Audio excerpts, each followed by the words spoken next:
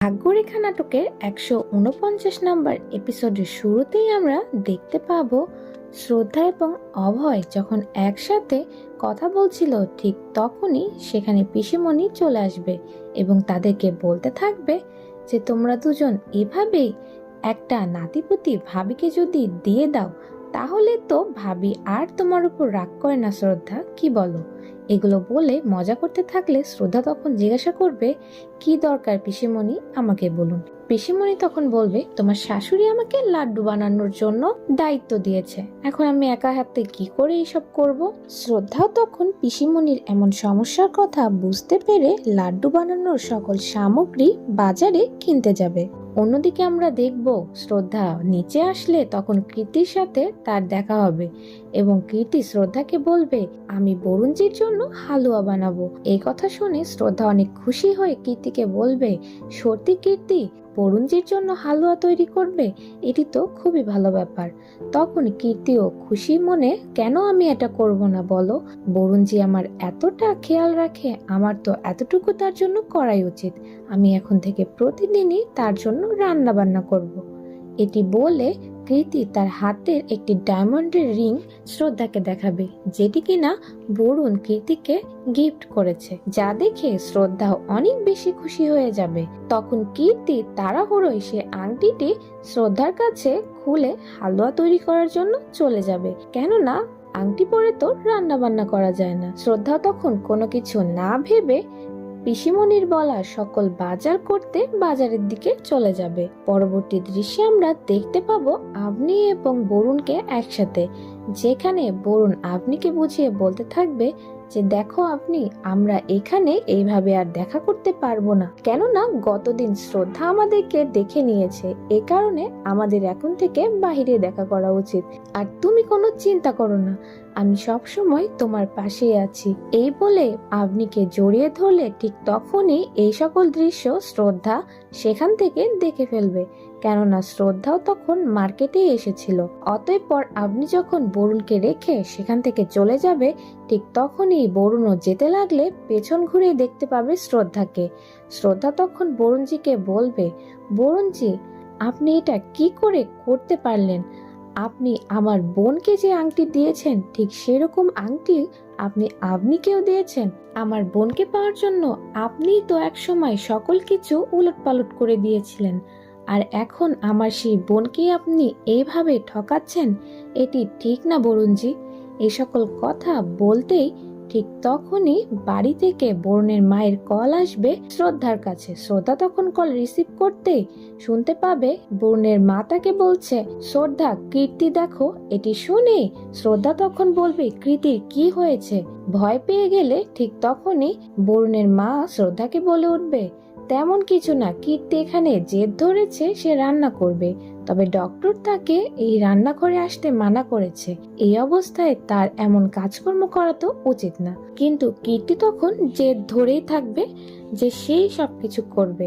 পরবর্তীতে কলটি কেটে গেলে শ্রদ্ধা আফসোস করে বলতে থাকবে, একদিকে আমার বোন আপনার জন্য কতটা কষ্ট করছে, আর আপনি তার পেছনে তাকে এইভাবে ঠকাতে পারলেন বরুণজি। এটি বলতে পেছনে ঘুরে দেখতে পাবে বরুণজি সেখান থেকে চুপচাপ চলে গিয়েছে।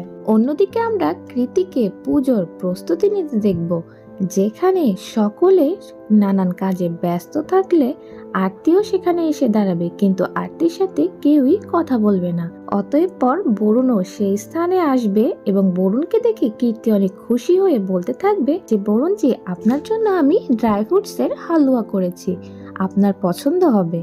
এটি শুনতেই বরুণের মুখ ফ্যাকাশে দেখে কীর্তি বরুণকে আবারও জিজ্ঞাসা করবে যে বরুণজি কি হয়েছে, আপনি কি মন খারাপ করেছেন যে আমার হাতে আংটিটি নেই? আমি আংটিটি আসলে দিদুর কাছে দিয়েছি, কেননা আমি রান্নাঘরে কাজ করছিলাম, তো দিদু আসলেই আমি আবার নিয়ে নিব। বরুণ তখন ভীত অবস্থাতে কৃতিকে জিজ্ঞাসা করে, তো শ্রদ্ধাকে তো কোথাও দেখছি না, শ্রদ্ধা কি নেই? তখন শ্রদ্ধার প্রসঙ্গ আসতেই পিসিমণি বলতে থাকে, আমি শ্রদ্ধাকে বাহিরে বাজার করতে পাঠিয়েছি, শ্রদ্ধা তো এখনো ফিরল না। এই কথা শুনতে আরতি তখন বলে, আমি কি পুজোর সামগ্রী নিয়ে আসবো? তখনই অভয়ের মা আরতিকে বলবে কোনো দরকার নেই, আমি এই পুজোটি রেখেছি ভালোর জন্য, এমন অমঙ্গল মেয়ের হাতের স্পর্শ আমি আমার এই পুজোতে চাই না। এই কথা শুনতে আরতি তখন অনেক কান্না করতে থাকবে এবং তার মায়ের সাথে গিয়ে কথা বলতে লাগবে, কিন্তু অভয়ের মা কোনো মতেই আরতিকে মাফ করবে না। এর সাথে আরতিকে আরো নানানভাবে অপমান করতে থাকবে এবং বলবে এরকম মেয়ে যেন কারো ঘরেই কখনো জন্ম না নেয়। আর এই কথা শুনে আরতি নিজেকে কন্ট্রোল না করতে পেরে ফল কাটার চাকু নিয়ে নিজের হাত কাটতে লাগলে ঠিক তখনই শ্রদ্ধা এসে আরতিকে থামাবে এবং আরতিকে বুঝিয়ে বলতে থাকবে, এগুলো তুমি কি পাগলামি করছো, এগুলো বন্ধ করো। পরিবারের মানুষ আজকে তোমাকে ভুল বুঝছে, পরক্ষণে আবার ঠিক হয়ে যাবে, তাই জন্য কি এমন কিছু করতে হয়?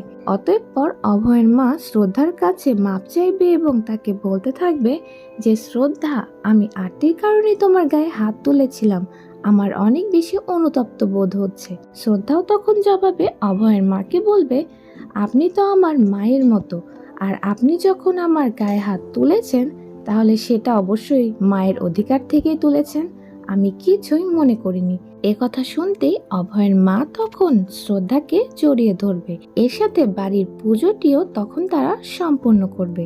পরবর্তী দৃশ্যে আমরা শ্রদ্ধা এবং অভয়কে একসাথে দেখব, যেখানে অভয় শ্রদ্ধাকে জিজ্ঞাসা করবে, শ্রদ্ধা তোমার কি হয়েছে আমাকে বলো তো। শ্রদ্ধা তখন অভয়কে বলতে থাকবে যে অভয়, আমি যেটা সন্দেহ করেছিলাম সেটাই সত্যি প্রমাণিত হয়েছে। বরুণজির সাথে আবনির সম্পর্ক বন্ধুত্বের থেকেও বেশি দূরে এগিয়ে গিয়েছে। এটি শুনতেই অভয় বলবে, না, এটা কখনোই সম্ভব না ভাই, এমন কোনো কাজ করতেই পারে না। শ্রদ্ধা তখন বলবে, আমি নিজে বরুণ এবং আবনিকে একসাথে দেখেছি আজকে।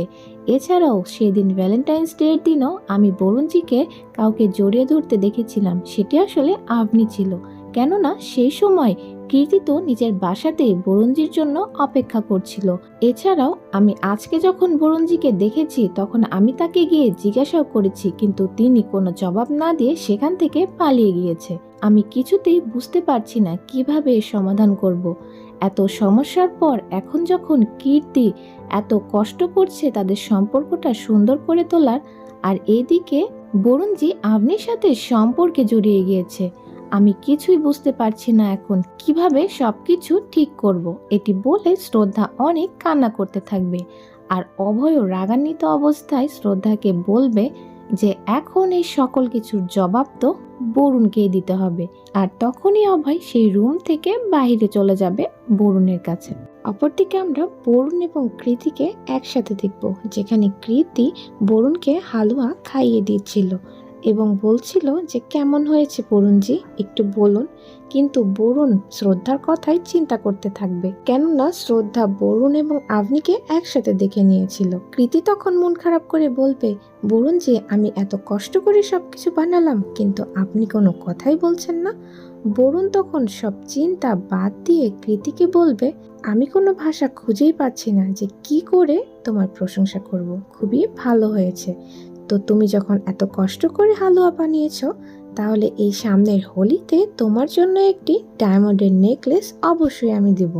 যা শুনে কীর্তি তো অনেক খুশি হয়ে যাবে এবং বরুণজিকে জড়িয়ে ধরবে।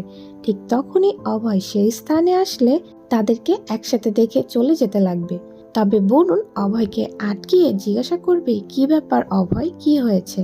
অভয় তখন বরুণকে বলবে, তোর সাথে আমার একটু প্রয়োজনীয় কথা ছিল, একটু সাইডে চল। বরুণ তখন অভয়কে নিয়ে সাইডে চলে গেলে কীর্তিও মনে মনে চিন্তা করতে থাকবে, কি এমন কথা যে আমার সামনে বলা যাবে না? তাহলে কি হতে চলেছে বরুণ এবং কীর্তির জীবনে?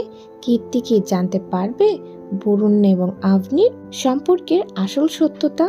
জানতে পারবো পরবর্তী এপিসোডে। আর পরবর্তী এপিসোডটি সবার আগে পেতে অবশ্যই আমাদের চ্যানেলটিতে সাবস্ক্রাইব করে রাখুন, কেননা ভাগ্যরেখা নাটকের সমস্ত খুঁটিনাটি আপডেট আমরা আমাদের চ্যানেলে সর্বপ্রথম দিয়ে থাকি।